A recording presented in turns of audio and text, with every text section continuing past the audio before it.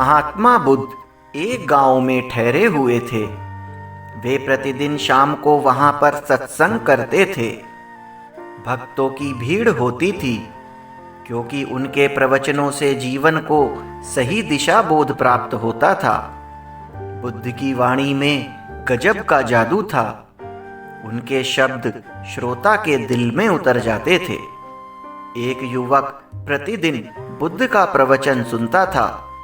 एक दिन जब प्रवचन समाप्त हो गए तो वह बुद्ध के पास गया और बोला, महाराज, मैं काफ़ी दिनों से आपके प्रवचन सुन रहा हूँ, किंतु यहाँ से जाने के बाद मैं अपने गृहस्थ जीवन में वैसा सदाचरण नहीं कर पाता जैसा यहाँ से सुनकर जाता हूँ।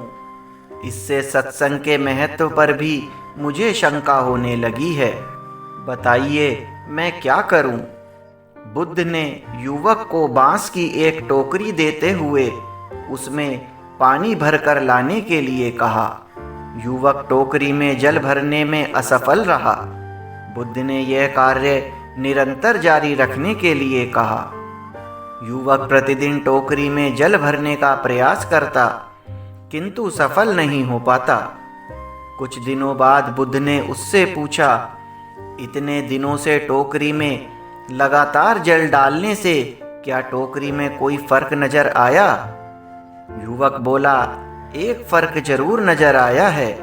पहले टोकरी के साथ मिट्टी जमा होती थी, अब वह साफ दिखाई देती है, कोई गंदगी नहीं दिखाई देती और इसके छेद पहले जितने बड़े नहीं रह गए, वे बहुत छोटे हो गए हैं। तब बुद्ध ने उसे समझाया, यदि इसी तरह उसे निरंतर पानी में डालते रहोगे तो कुछ ही दिनों में ये छेद फूलकर बंद हो जाएंगे और टोकरी में पानी भर पाओगे।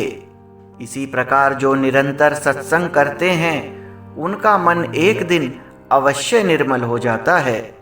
अवगुणों के छिद्र भरने लगते हैं और गुणों का जल भरने लगता है। युवक ने बुद्ध से अपनी समस्या का समाधान पा लिया। निरंतर सत्संग से दुर्जन भी सज्जन हो जाते हैं, क्योंकि महापुरुषों की पवित्र वाणी उनके मानसिक विकारों को दूर कर उनमें सद्विचारों का आलोक प्रसारित कर देती है। धन्यवाद।